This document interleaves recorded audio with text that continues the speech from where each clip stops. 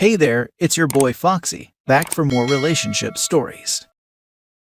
For this AITA episode, a young man was adopted as a baby, and somehow, his bio parents found out where he lives, and contacted him to demand he donate bone marrow to his sick birth father, and says they're going to sue him if he refused. Now let's read this saga. Original post. I, 17 male, am adopted. My birth parents weren't able to care for a newborn, and I ended up in foster care because of it.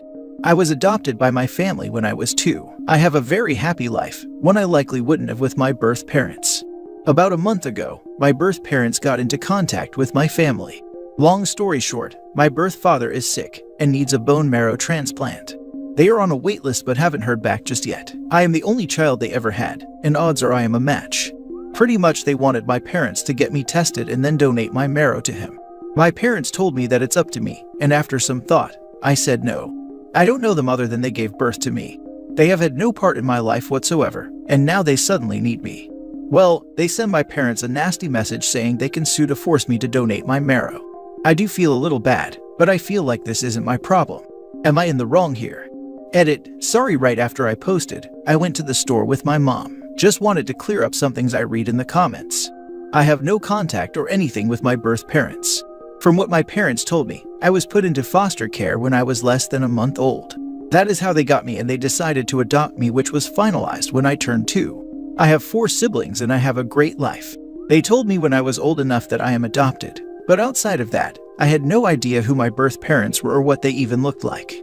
Someone said I should do it because what if I need medical information, want to get to know them, or something like that. Yeah, no. I have no desire to get to know these people. None. I have no desire to seek out grandparents, cousins, and uncles. I don't want to know if some form of rare cancer runs in the family, because they are not my family. I haven't spent 17 years of my life with them. Why would I want to get to know them? Edit 2. For those of you who keep saying, you should reconsider it. How about you donate to him? My parents told me to think about. I thought it, and the answer is no. No, I'm not doing it. That's it. Now for the top comments before reading the update. Not wrong, I'm no doctor, but I hear donating bone marrow can be a very risky procedure. I almost burst out laughing in the freaking office when I read they'd sue you to force you. They'll be laughed out of court, assuming they even get that far. When I signed up for the registry, I was told that now there are 2 methods to donate. The most common method involves removing the marrow from your blood, and is the same as any blood donation. It is very easy to sign up, by the way. There is a website where they will send you a swab. You swab yourself and put it back in the mail.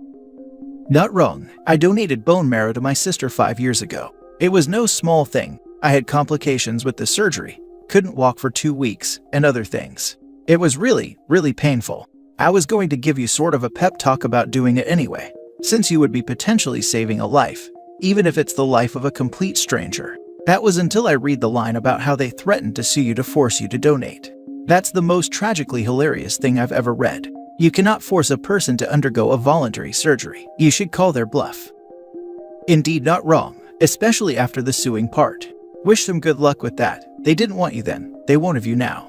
Also, went through the procedure as well. I raise you're not walking for 2 weeks, with bordering needing a blood transplant, not being able to work for over a month, and having to take medication to get my hemoglobin levels up again for months. I also couldn't lift my own baby for weeks, aside from the not walking. The pain meds also barely worked, so the pain was horrible for well over a week before it got bearable with paracetamol. Took much heavier ones before that, as if they were candy. I now have 14 scars on my lower back that I still feel sometimes. It's been well over a year.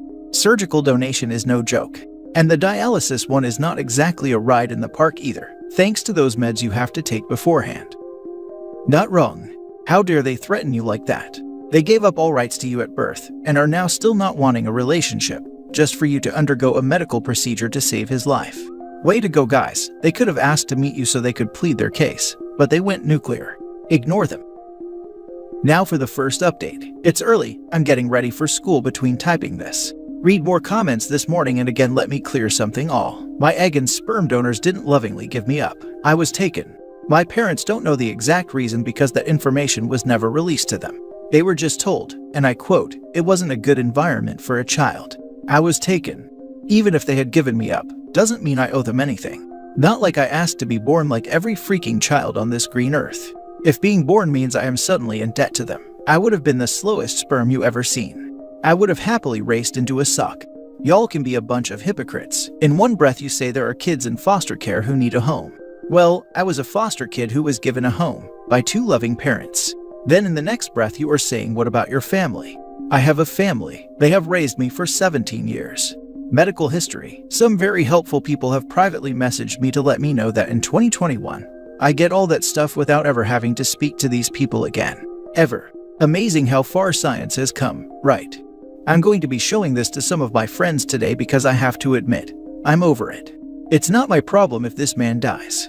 And again, some people have pointed out in the comments, odds are, I wouldn't be a match anyway.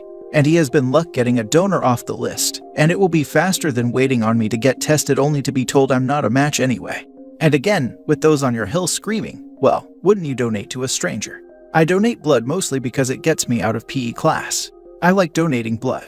If someone receives that blood, then congratulations. I put no more thought into it besides that. Even if they had come to my parents and said, hey, you adopted our son, and well, we need a favor. Sorry to ask blah blah. My answer would have still been no. I did my own research and found plenty of stories of kids who were used like gold mines for their genetic materials by their parents to save their siblings or a family member. And that is all they were to their families, someone who had the right match. I don't owe them anything. I don't care if she spent 8 hours in labor with me. They aren't my family. I have a wonderful family who are supporting me right now. Also, my parents are working on finding how the heck they even knew where I was, because my adoption was a closed one. They had their rights terminated when I was taken. They shouldn't know anything about me. I don't know if they are contacting a lawyer or anything. I know they are pretty upset about all of this. I have to get to school. Later. Now for the second update. I know this is long overdue. I started college. Life and COVID put things on hold for a bit. Long story short, I didn't donate the bone marrow. My birth parents started harassing my family on the regular. Texts, phone calls, letters, showing up at places, resulting in calls to the police. They were arrested. My adoption had been closed, but they used some shady private investigator to find me and basically just showed up on the doorstep demanding my bone marrow. My family did press charges. As of right now, as far as I am aware, they are still sitting in a prison cell while they wait for their day in court, as things are still delayed due to the cough. I guess my sperm donator's illness wasn't that serious or he got a donation. I don't know. Anyway, just thought I would update this old post. I'll answer questions if you have them. That is it. Edit. Someone asked why I was taken. Honestly, I still don't know the full story, nor do my parents. They said they asked but never got the full answer. The answer they told me was someone called the police and told them to do a welfare check on my sperm and egg donator, complaining they constantly heard a baby, meaning me crying. Meds may have been involved, which my parents think so. I was placed in foster care and from there I was adopted. Why did they find me? My father feels they wanted money, and the bone marrow story was just a lie. We only based this off of the fact my sperm donor seems fine. We don't know if he got the bone marrow from someone else or whatever, but we think the story was made up in order to harass us and get money from my parents. We aren't rich, just middle class. My mom has her business and stay-at-home mom, while my dad is an electrician. Did I ever sign up to donate bone marrow? No, I did not. I'm not comfortable with that, but I still donate blood. What about genetics? I haven't gotten tested for anything of yet. Other family? I don't care. During that time, someone reached out to me on Facebook claiming to be an aunt. I didn't reply the message. Honestly, I don't blame you for your decision, as all of your points are valid. They didn't have a right to do what they did, morally or legally. Hope you enjoy life at college. Jail most likely, because they haven't had their day in court yet. Nonetheless, great update. Have a great time in college, OP. The reality is, the moment they started harassing or pressuring you, you didn't qualify as a donor, at least here. Donors must be 100% voluntary without any pressure. I'm glad your parents protected you. I went back and read the original post, where people are saying what about your medical history? That's the weakest reason in the world for a donation. You can get a medical profile that covers most things these days through DNA testing, if you wanted to know badly enough. Good on you for sticking to your guns. Good luck in college. Fun fact, at his age, he didn't qualify from the beginning. Sperm and egg donors were trying to con him, or his real adoptive parents, in some way. Minors donate bone marrow to relatives all the time. Siblings are frequently the best match for obvious reasons. We allow toddlers to donate even if they are too young to understand what's happening to them, as long as the ethics committee signs off on it. If you're just Googling and not involved in medicine, you probably saw that the minimum age to donate bone marrow is 18, which is true for stranger donation and services like Be the Match. There is risk to the donor and not much benefit to the donor in stranger donation, and so a donor needs to be an adult to consent to the procedure. For siblings, there is risk, but there is a benefit to having a sibling live and significant downsides to having a sibling die, including both the direct impact to a young child of losing a sibling and the impact to a young child of having grieving parents. The death of a child has a huge impact on the entire family, which changes the calculus of the risk or benefit of donating bone marrow. That's why minor siblings are allowed to donate to each other and to their parents, but minors aren't allowed to donate to stranger. Now for the last story. Am I wrong for refusing to let my brother meet my son after what he told me at my husband's funeral? My late husband passed away from a car accident when I was 4 months pregnant. It's been difficult without him, but my family did so much to support me, and I moved in with them month after. At the funeral, my older brother asked for a minute to talk, then asked me if I really wanted to go through with my pregnancy. I was shocked when I heard this, but even more shocked when he suggested that I make the right decision, not an emotional decision, and reconsider having my son. He gave many reasons why, including the fact how single or widowed mom are considered too much of baggage for so many men to date. I lost it on him and kicked him out. That was the last time we saw each other. My son is now 3 weeks old. Whole family met him and were happy to welcome him. My parents asked if I could let my brother come meet my son even for a few hours. I refused, but they said I was making a mistake robbing my son of a future loving relationship with his uncle. They asked that I don't let my emotions dictate a decision that might have a lasting impact, but I said no. My extended family got involved and started pushing, especially after my brother started insisting, saying my husband was a dear friend of his, and what I'm doing right now would make my husband upset if he saw it. Am I being bitter and selfish? Now for the comments.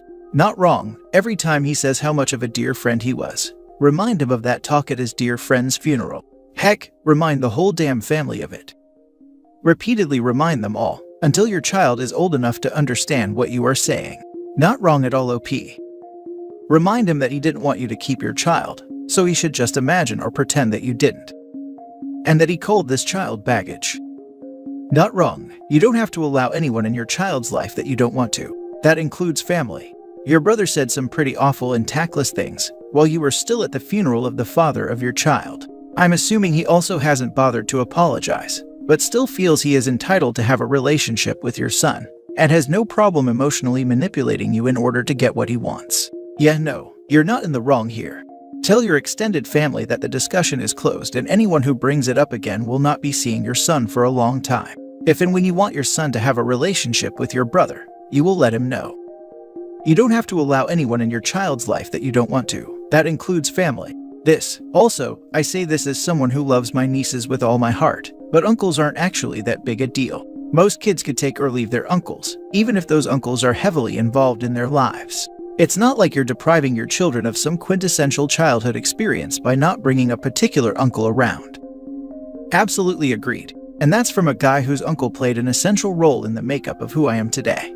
Uncles play the role of broadening a kid's horizons, whether that's as small as showing you hobbies that your parents don't have, or as big as introducing you to political ideologies that you otherwise might not encounter until years later. Uncles can have little impact on your growth, or big impact. And if you feel he will have a big negative impact, you have every right to hold off contact until you see clear evidence that he's examined and fixed every last awful piece of himself.